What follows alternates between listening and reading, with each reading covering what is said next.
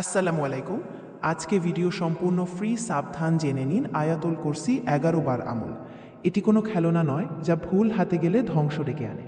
Rouhani শক্তি বা আধ্যাত্মিক শক্তি বৃদ্ধির জন্য ইবাদত, জিকির ও সৎ জীবনের সমন্বয় অপরিহার্য। নিয়মিত ফরজ ইবাদতের পাশাপাশি বেশি বেশি নফল ইবাদত, দুরূদ শরীফ পাঠ এবং কুরআন তিলাওয়াতের মাধ্যমে আধ্যাত্মিক উৎকর্ষ ও মনের প্রশান্তি লাভ করা সম্ভব। রুহানি শক্তি বাড়ানোর প্রধান ও কার্যকরী উপায়গুলো নিচে দেওয়া হলো। ফরজ আমল ও তাকওয়া: প্রতিদিনের 5 ওয়াক্ত নামাজ সঠিক সময়ে আদায় করা এবং সব ধরনের পাপ ও অসৎ কাজ থেকে বিরত থাকা। দুরূদ শরীফ পাঠ: প্রিয় নবী সাহাবিয়ের প্রতি বেশি বেশি দুরূদ পাঠ করা, যা অন্তর পরিশুদ্ধ করে এবং আল্লাহর নৈকট্য লাভে সহায়তা করে।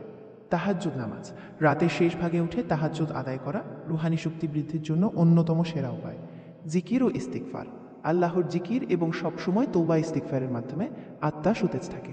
কুরআন তিলাওয়াত: অর্থ বুঝে নিয়মিত কুরআন তিলাওয়াত করা আধ্যাত্মিক শক্তিকে বহুগুণ বাড়িয়ে দেয়।